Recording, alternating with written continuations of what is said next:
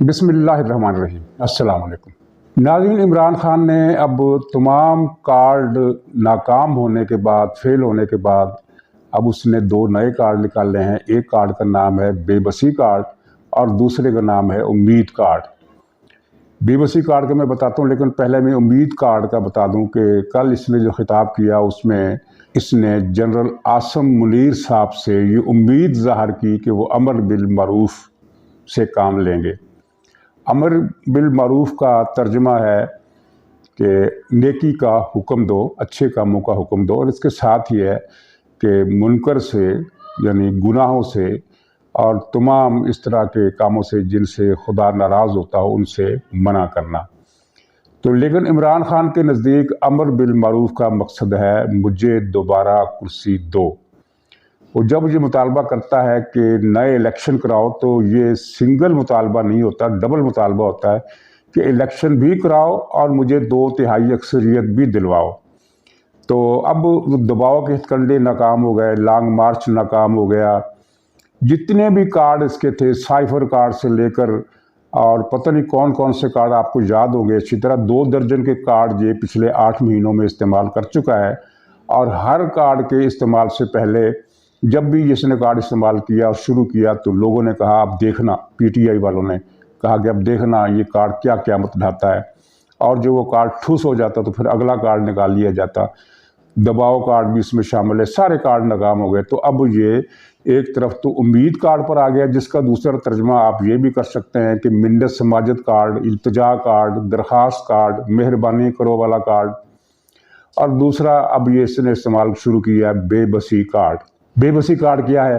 कौमी असम्बली में इसके अरकान असम्बली वापस जाएंगे और जाकर दोबारा इस्तीफ़े देंगे। पहली बार इस्तीफ़े जब मंजूर करने का अमल शुरू हुआ तो ये अदालत चले गए कि ये इस्तीफ़े मंजूर क्यों किए जा रहे हैं। अब ये फिर कौमी असम्बली में जाएंगे, दोबारा इस्तीफ़े देंगे। इस अमल की कोई कानूनी हैसियत नहीं है, क्योंकि जो इस्तीफ़े जमा है वो तो जमा है। तो ये एक बेबसी का इजहार है कि अब मारा क्या ना करता, बेचारा क्या ना करता, वो क्या मुहावरा है। और इसके अलावा कुछ मकसद नहीं है, क्योंकि अगर इस्तीफ़े मंजूर कराने हैं तो जो कौमी असम्बली के स्पीकर को इमरान खान मुतालबा कर दे कि जो इस्तीफ़े आपके पास पेंडिंग पड़े हुए मंजूर करो। दूसरा इस्तीफ़ा तो एडमिट ही नहीं होगा, सबमिट ही नहीं होगा, इसलिए कि इस्तीफ़े तो पहले से मौजूद हैं। लेकिन ये एक आवाम को, अपने वोटरों को एक ये बताने की कोशिश है कि देखो मैं एक और कार्ड खेलने लगा हूँ। ये वो कार्ड है जो पहले खेला भी जा चुका है, ओपन भी हो चुका है और डंप भी हो चुका है। दूसरा वही पंजाब असम्बली, पहले मरहले में पंजाब असम्बली से इस्तीफ़े दिए जाएंगे। दूसरा मरहला क्या होगा? पहला मरहला तो पंजाब असम्बली, दूसरा मरहला क्या होगा? और पंजाब असम्बली में जो मामला है उसका ताल्लुक जुड़ा हुआ है। ये जो खबर आई है कि चौधरी शुजात हुसैन जल्द ही लंदन जाने वाले हैं, शायद इसी हफ्ते चले जाए। हो सकता है उनकी सेहत आड़े आए, वो प्रोग्राम मनसूख भी कर दें। लेकिन सवाल ये पैदा होता है कि चौधरी शुजात नवाज शरीफ से मिलने लंदन क्यों जा रहे हैं?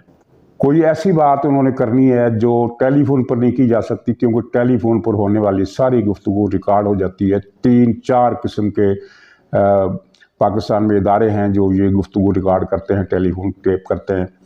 तो इसका मतलब है कि कोई ख़ास बात चौधरी शुजात नवाज शरीफ से करना चाहते हैं। और ये जो ख़ास बात है इसका अंदाज़ा इस्लामाबाद के हलकों को है कि वो ख़ास बात क्या है। और इसका ताल्लुक उस सारी बहस से है जिसमें हर आदमी अपनी कोई ख़बर निकाल के ला रहा है। मसलन कोई ख़बर ये ला रहा है कि चौधरी शुजात और परवेज़ इलाही में एडजस्टमेंट हो गई है, फ़ैसला हो गया है, सुलह हो गई है, लिहाजा अब परवेज़ इलाही वज़ीर आला रहेंगे। और एक ख़बर है जिसको मैंने ज़्यादा वज़न दिया और ज़्यादा वज़न देता हूँ, वो ये है कि फार्मूला ज़रदारी का एग्री कर गए थे ये चौधरी शुजात भी और परवेज़ इलाही भी। और फार्मूला ये था कि वज़ीर आला ना चौधरी ख़ानदान का ना शरीफ ख़ानदान का, वज़ीर आला कोई और होगा। तो अब फिर ये चौधरी शुजात लंदन क्या करने जा रहे हैं? तो अंदाज़ा ये है और इतला ये है कि नवाज शरीफ साहब परवेज़ इलाही की वज़ारत आला पर चूँकि इनकार कर चुके हैं, जिसके बाद ये ज़रदारी का फार्मूला आया। लेकिन परवेज़ इलाही की नीयत फिर बिगड़ गई। उसने कहा कि मुझे किसी भी सूरत, ये चौधरी शुजात से इसने कहा कि मुझे किसी भी सूरत वज़ीर आला ही रखो। अगर मुझे वज़ारत आला छोड़नी पड़ी तो वो जो मुस्तकिल हुकूमत से जो मेरी छुट्टी होनी है वो तो होनी है, लेकिन बेइज्जती बड़ी होगी। अंदाज़ा कीजिए, अब इस शख्स को भी अपनी बेइज्जती का एहसास हो रहा है, जिसने पूरे पंजाब को ये 4 महीनों में खंडर बना के रख दिया है। ڈکیتی، قتل، اغوا برائے تاوان اور لاقانونیت اور لوگوں کو اغوا کر کے ان پر تشدد کرنا، یہ سارے واقعات جو ہیں یہ پنجاب میں ان 4-5 مہینوں کے دوران اتنے زیادہ ہوئے ہیں کہ انہوں نے بزدار کا ریکارڈ بھی توڑ دیا ہے۔ تو اب یہ شخص جو مسلم لیگ نون سے یہ معاہدہ کرنے کے بعد کہ میں آپ کی طرف سے وزیر اعلیٰ ہوں گا، اور اس کی مٹھائی بھی کھانے کے بعد، مٹھائی بھی کھا لی، حلف بھی اٹھا لیا اور قسمیں بھی دے لی، قرار بھی کر لیے، اور پھر اگلی صبح یہ عمران خان کی گود میں جا بیٹھا، یہ اس کے پاؤں سے پکڑ کر وہاں اس کے گھٹنوں میں بیٹھ گیا۔ تو اس شخص کو اپنی عزت کا خیال آ رہا ہے، یہ ایک عجیب و غریب قسم کا دعویٰ سننے میں آیا ہے کہ اس کو بھی، اس کی بھی عزت ہے۔ تو اس نے چودھری شجاعت سے کہا ہے کہ نواز شریف کو منواؤ کسی طریقے سے کہ وہ مجھے وزیر اعلیٰ رکھے، جبکہ نواز شریف نے اس سے پہلے وہ زرداری فارمولے کی حمایت کی تھی جس کے تحت یہ طے تھا کہ وزیر اعلیٰ نہ ان کا نہ ان کا۔ اس بیچ میں جو خبریں آتی رہی کہ حمزہ کی جگہ دوسرے جو ہیں سلمان شہباز، ان کو وزیر اعلیٰ بنایا جائے گا، یہ بالکل غلط بے پرکی اڑائی ہوئی تھی، کیونکہ سلمان شہباز تو سیاستدان ہیں ہی نہیں، انہوں نے سیاست میں کبھی حصہ نہیں لیا، وہ پوری زندگی اس سے پہلے بھی، یعنی جب سے وہ عملی زندگی میں داخل ہوئے ہیں، ان کا سارا سبجیکٹ ہی کاروبار ہے، ان کو تو وزیر اعلیٰ بنانے کا کوئی تک ہی نہیں، پتہ نہیں کس نے اڑا دی۔ پھر اس بھی ایک اور بات اڑائی گئی کہ وزیر اعلیٰ چودھری شجاعت کے خاندان کا ہوگا تاکہ وزارت اعلیٰ چودھری خاندان کے ہاتھ میں رہے۔ یہ دونوں باتیں ہی غلط ہیں۔ بات اتنی سی ہے کہ جو زرداری فارمولے پر اتفاق ہوا تھا، چودھری صاحب مان گئے تھے، تو پرویز الہی صاحب پھر اکڑ گئے۔ اکڑ کیا گئے، ان کو پچھتاوا ہوا کہ یہ میں نے کیا کر دیا، کیونکہ یہ تو طے ہے نا کہ اس مرتبہ پرویز الہی صاحب کی جب وزارت اعلیٰ سے چھٹی ہوگی تو پھر باقی زندگی یہ اسی کی یاد میں گزارا کریں گے، ان کو وزارت اعلیٰ دوبارہ نہیں ملنی۔ چنانچہ یہ آخری چانس جو ہے 8-10 مہینوں کا، جس میں وہ لوٹ مار کر سکیں۔ 37 ارب روپے اس نے پہلے گجرات کو ڈویژن بنانے کے نام پر لوٹے، اور اب 100 ارب روپیہ ضلع گجرات کی ترقی کے نام پر، یعنی 4 مہینوں میں اس نے 137 ارب روپے کی چوری کر لی ہے۔ تو اب اس سے زیادہ اس نے کیا چوری کرنی ہے؟ اس کی عمر دیکھو، یہ اپنی عمر دیکھے کہ اس عمر میں اس نے یہ رقم کہاں لے کر جانی ہے۔ قبر میں اس نے کچھ سونے کے بستر لگوانے ہیں، یہاں وہ ہیروں کے تکیہ اس میں قبر میں چاہیے اس کو۔ یعنی آدمی کی زندگی موت کا تو خیر کسی کا بھی کوئی گارنٹی نہیں ہے نا، کوئی نوجوان آدمی، ینگ آدمی بھی 1 سیکنڈ میں ہارٹ اٹیک ہونے سے مر سکتا ہے، لیکن جو فطرت کا نظام ہے اس کے تحت جب آدمی 70، 75، 60، بلکہ ہمارے یہاں تو کہتے ہیں کہ جب 60 سال کسی کی عمر ہو جائے تو پھر اس کو جو باقی عمر ملتی ہے وہ بونس ہوتی ہے۔ تو 70، یہ تو 80 سال کے موصوف پیٹے میں، اور اس کو ابھی مزید رقم چاہیے لوٹ مار کے لیے۔ تو یہ قصہ ہے کہ نواز شریف کو شاید وہ منوائیں گے کہ جی اب صورتحال یہی ہے کہ یہ عمران خان کو ہم دفاع کرتے ہیں، ایک طرف کرتے ہیں، پرویز الہی وزیر اعلیٰ رہے تو مسلم لیگ ان کو اون کر لے۔ اب نواز شریف مانتے ہیں یا نہیں مانتے یہ پتہ نہیں، نواز شریف کے پاس اب زیادہ وہاں غور و خوض کا وقت اس لیے بھی نہیں ہے کہ انہوں نے پاکستان واپسی کی تیاریاں شروع کر دی ہیں۔ 20 دسمبر کے بعد ان کی واپسی کا اعلان کسی بھی وقت ہو سکتا ہے، اور جیسا کہ کل ایک ٹی وی چینل نے چلایا کہ یہ نواز شریف کی وطن واپسی کا اعلان فیصلہ کر لیا گیا ہے، تو جو اعلان ہے اس کا وہ پاکستان سے نہیں ہوگا بلکہ لندن سے، یعنی نواز شریف یا ان کی فیملی کے لوگ وہاں پر لندن سے ہی پریس کانفرنس یا ٹویٹ کر کے ان کی واپسی کی تاریخ دیں گے۔ تو یہ تاریخ ہے 20 دسمبر کے بعد کی کوئی بھی۔ تو 20 دسمبر میں کتنے دن رہ گئے؟ 8 دن رہ گئے، 7 دن رہ گئے۔ تو 20 دسمبر کے بعد 1 جنوری تک مزید 10 دن بنتے ہیں، یعنی گویا کہ ان کے پاس واپسی کا جو انتظام کرنے کا مصروفیت ہے ان کی وہ شروع ہو گئی ہے۔ تو وہ چودھری شجاعت سے ظاہر ہے بہت اتفاق سے ملیں گے، اچھے طریقے سے ملیں گے، ان کی بات کو تفصیل سے سنیں گے، لیکن اس کا امکان میرے خیال میں ذرا کم ہی ہے کہ وہ چودھری پرویز الہی کی وزارت اعلیٰ پر مان جائیں گے۔ ان کا تو انہوں نے تو ایک دن 2-3 دن پہلے ایک میسج دیا تھا کہ اگر پرویز الہی صاحب اسمبلی توڑتے ہیں تو انہیں توڑنے دو، اور اسی کی بنیاد پھر یہ رانا صلی اللہ صاحب نے بھی ایک پریس کانفرنس میں کہا تھا کہ اسمبلی توڑتے کیوں نہیں ہو، جلدی توڑو۔ تو یہ دراصل نواز شریف کی بیکی کی وجہ سے رانا صلی اللہ نے یہ بیان دیا تھا۔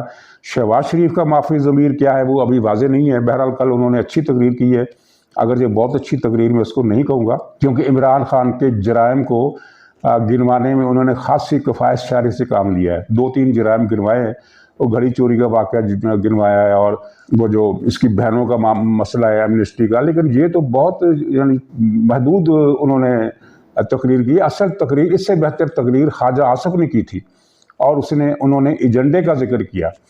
تو یہ پرویز الہی کا ایشو جو ہے میں نے یہ کلیئر کر دیا، یہ صورتحال ہے۔ پرویز الہی عمران خان کا ساتھ چھوڑنے کا فیصلہ کر چکا ہے، اسمبلی وہ نہیں توڑے گا، لیکن وہ یہ چاہتا ہے کہ وزیر اعلیٰ وہی رہے، اور زرداری کا فارمولہ جس پر اتفاق رائے ہو گیا تھا حسب سابق اس سے پھر یہ بھاگ رہا ہے، جس طرح پہلے یہ بھاگا تھا، دوسری مرتبہ پھر یہ دھوکہ دینے کی کوشش کر رہا ہے۔ تو مجھے لگتا ہے کہ ایجنڈے کی بات پھر سے کرنا بہت ضروری ہے۔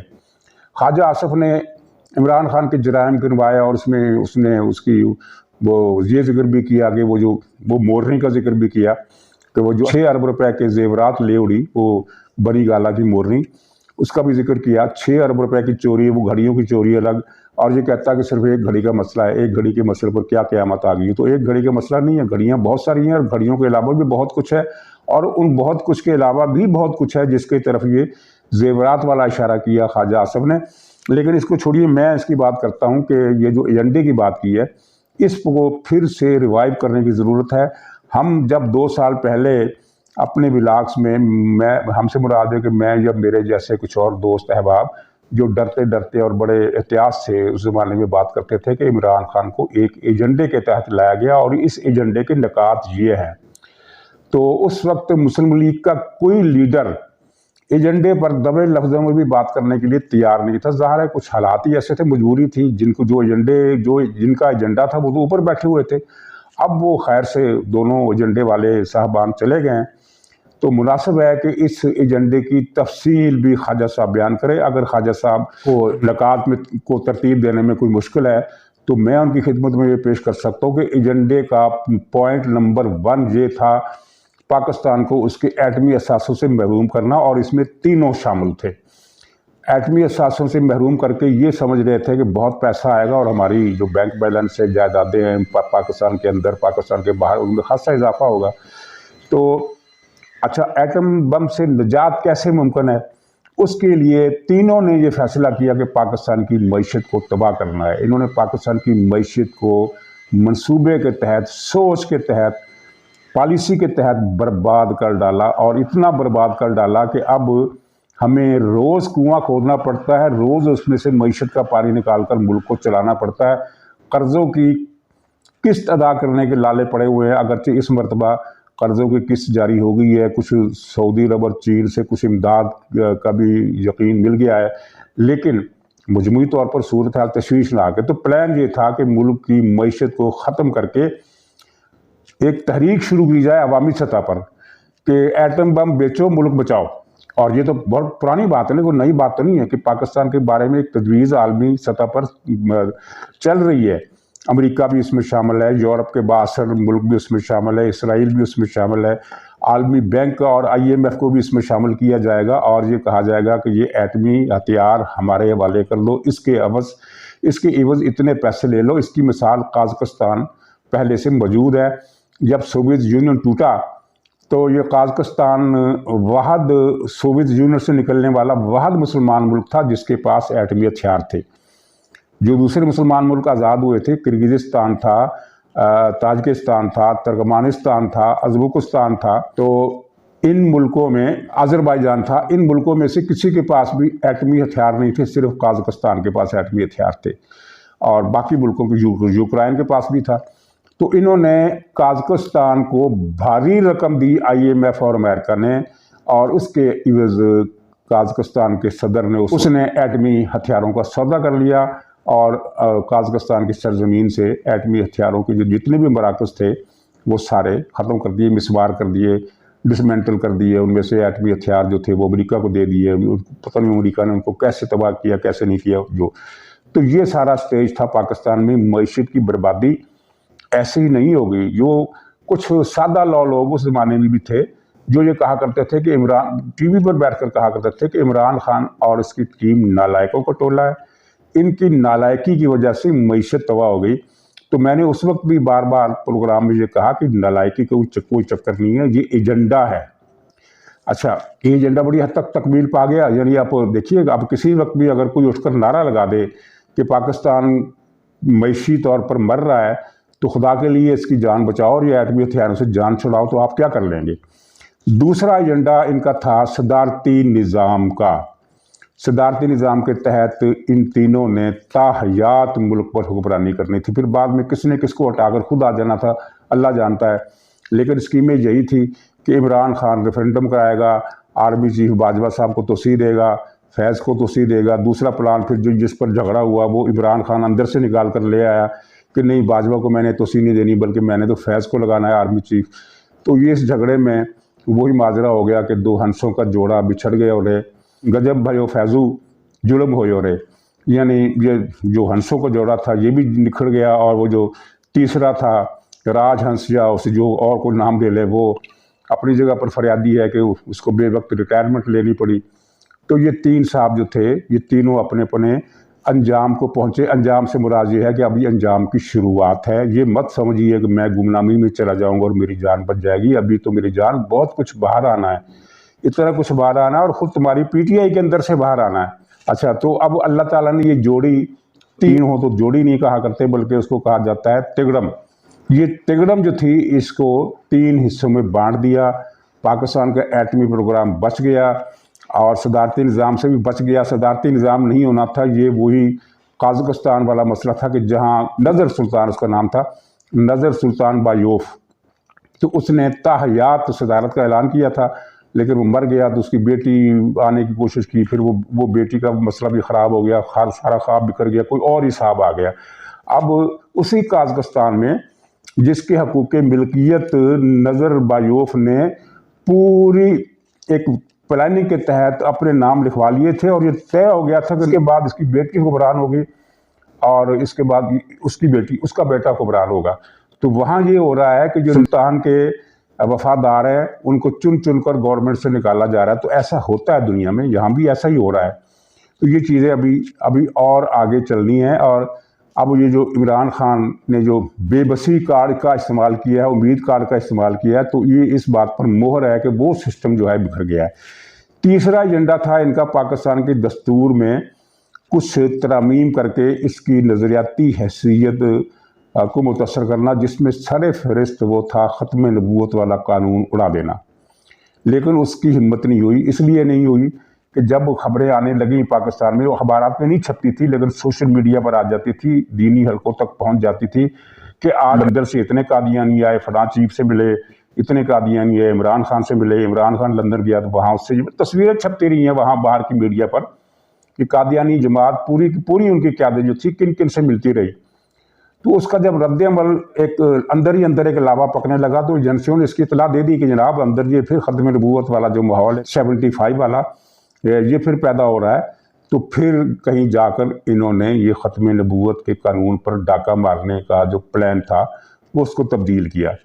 باقی ایک ان کا ایجنڈا عمران خان کا اور اس کے ایک ساتھی کا یہ تھا کہ پختونخوا کو پاکستان سے کاٹ کر افغانستان کے ساتھ ملا دیا جائے۔ اس کے ساتھ ان کی پوری یہ ساری چیزیں زبانی کلامی حد تک ملاقاتوں میں وعدے وعید ٹی ٹی پی سے جو معاملات طے ہوئے۔ اب آپ دیکھیے، مجھے بتائیں کہ پاکستان کا افغانستان سے کیا جھگڑا ہے؟ کوئی جھگڑا نہیں ہے، پاکستان کی طرف سے افغانستان کے لیے کوئی مسئلہ نہیں ہے۔ اس کے باوجود یہ ہر دوسرے روز سرحدوں پر طالبان بمباری کرتے ہیں، گولہ باری کرتے ہیں، چوکیوں پر حملے کرتے ہیں۔ کل پرسوں انہوں نے چمن بارڈر پر بلا جواز اور یعنی کسی کی سمجھ میں یہ بات ابھی تک نہیں آئی ہے کہ گولہ باری کیوں کی، اور گولہ باری بھی کی شہری آبادی پر۔ 6 آدمی تو موقع پر ہی شہید ہو گئے، 20 کے قریب زخمی ہوئے ہیں، اور ان میں سے بھی پتہ نہیں کتنوں کی حالت کتنی کیسی ہے۔ تو یہ اتنا بڑا واقعہ ہو گیا، تو یہ کیا چکر ہے؟ ظاہر ہے طالبان جو ہیں یا ٹی ٹی پی جو ہیں وہ اس بات کے اب بہانے ڈھونڈ رہے ہیں کہ یہاں کوئی ایسی چیز پیدا کر دی جائے کہ انہیں پتہ ہے کہ پاکستان کے معاشی حالات ایسے ہیں کہ اب یہ ماضی کی طرح کی بڑی فیصلہ کن قسم کی آپریشن والی کارروائی شاید یہ نہ کر سکے، کیونکہ پیسہ ہی نہیں ہے۔ اور جب بھی آپریشن ہوتا ہے چاہے سوات میں ہو، چاہے وزیرستان میں ہو، بہت پیسہ اس کے لیے چاہیے ہوتا ہے، پٹرول بہت چاہیے ہوتا ہے، ایمونیشن اور قیمتی جانیں جو وہ الگ۔ تو ان کی کچھ مطلب کہ میں کھل کر نہیں کہہ سکتا، ان کے ارادے ہیں کوئی نہ کوئی ایسے حالات اسباب ایسی چنگاری کو ہوا دی جائے کہ جو بعد میں شعلہ بن جائے۔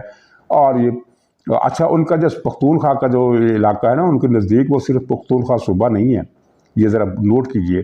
ان کے پختونخوا میں پختونستان میں یا پختون علاقوں میں چمن اور کوئٹہ بھی شامل ہے۔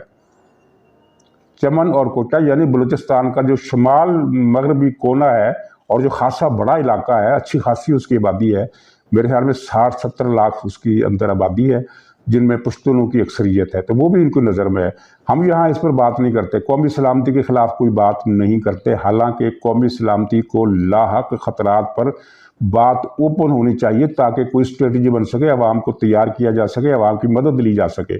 71 میں کیا ہوا تھا، یہ تھا کہ میڈیا کو اجازت ہی نہیں تھی مشرقی پاکستان کے حالات کے بارے میں کوئی خبر دینے کی، چنانچہ آپ اس دور کی کتابیں اٹھا کر دیکھیے، اگر آپ کسی لائبریری میں جائیں تو اس سال کے اخبارات نکال کر دیکھیے، چاہے جنگ نکال لیں، چاہے مشرق نکال لیں، چاہے نوائے وقت نکال لیں، آپ کو ان اخبارات میں کوئی خبر مشرقی پاکستان کے حالات کے بارے میں نہیں ملتی۔ جو خبر ملتی تھی وہ یہ تھی کہ دشمن ہر محاذ پر پسپا ہو رہا ہے اور حالات پاکستان کے قابو میں ہیں، محب وطن عوام نے ہماری تائید کر دی ہے، یہ اس طرح کی چیزیں تھیں، تو دھوکے میں بر مارے گئے۔ تو اب افغان سرحدوں پر جو کچھ ہو رہا ہے، اب وزیر اعظم شہباز شریف نے ایک بڑا پھسپھسا سا بیان دیا ہے کہ طالبان، امید ہے کہ طالبان ایسی حرکت آئندہ نہیں کریں گے۔ بھی کیسی حرکت آئندہ نہیں کریں گے؟ ان سے احتجاج کیا جانا چاہیے، ان کے ناظم الامور کو، سفارتکار کو بلا کر احتجاج کیا جانا چاہیے اور سختی سے اس کا نوٹس لیا جانا چاہیے، اور یہ ان کو بتا دینا چاہیے کہ ہمیں کمزور نہ سمجھے، ہم جوابی کارروائی کر سکتے ہیں۔ یہاں میں ایک اور بات کرنا چاہتا ہوں آخر میں، اس کے بعد اجازت چاہوں گا، کہ یہ جو ایک پروپیگنڈا کیا گیا ہے کہ طالبان نے امریکہ کو شکست دے دی، یہ اس صدی کا ایک ایسا جھوٹ ہے جو صرف پاکستان ہی میں بولا جا سکتا ہے۔ طالبان نے امریکہ کو شکست نہیں دی، وہ 20 سال سے امریکہ کے خلاف لڑ رہے ہیں، امریکہ کو وہ ایک قدم نہیں اپنی جگہ سے ہلا سکے۔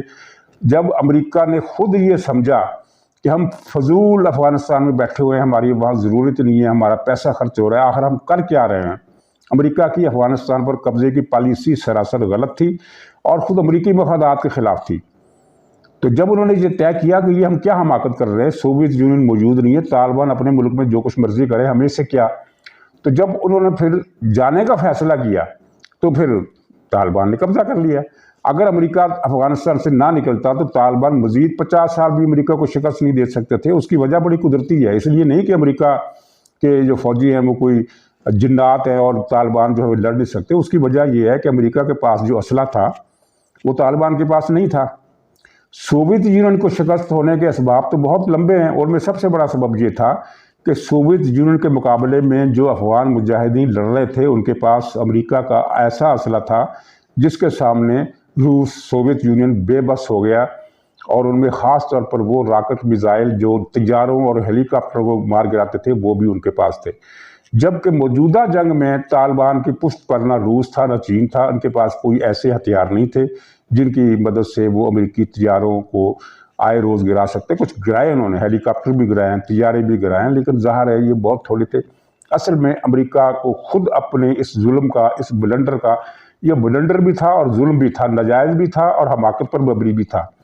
جب ان کو احساس ہوا کہ ہمارے تو یہاں کوئی فائدہ ہی نہیں ہے، آخر وہ پاکستان کی سرحد پر بیٹھ کر وہ کیا حاصل کرنا چاہتے تھے؟ یہ انہوں نے، ان کی دفتر خارجہ نے، ان کی پینٹاگان نے، ان کی مسلمان دشمنی کہہ لیجیے، جو مرضی تھا، وہ اس جنگ سے امریکہ کو کچھ فائدہ ملنے کا کوئی دور دور تک چکر نہیں تھا۔ یہ صرف ایک بغض میں بیٹھے ہوئے تھے یا کسی اور حساب سے بیٹھے ہوئے تھے، تو طالبان امریکہ کو شکست نہیں دے سکتے تھے۔ تو اب ایک ہم نے ہوا بھر دی کہ دیکھو طالبان نے ایک اور سپر پاور کو اڑا کر رکھ دیا۔ اب جب ہوا بھر دی تو وہ یہ سمجھتے ہیں کہ ہم پاکستان کو بھی چیلنج کر لیں گے۔ تو ناظرین یہ صورتحال ہے، اللہ تعالیٰ کرم کرے اور طالبان کو بھی ہدایت دے اور ہماری حکمرانوں کو بھی ہدایت دے کہ وہ طالبان سے بات کرنے کی ہمت کر سکیں۔ انشاءاللہ اگلے بلاگ میں پھر ملاقات ہوگی، تب تک کے لیے خدا حافظ۔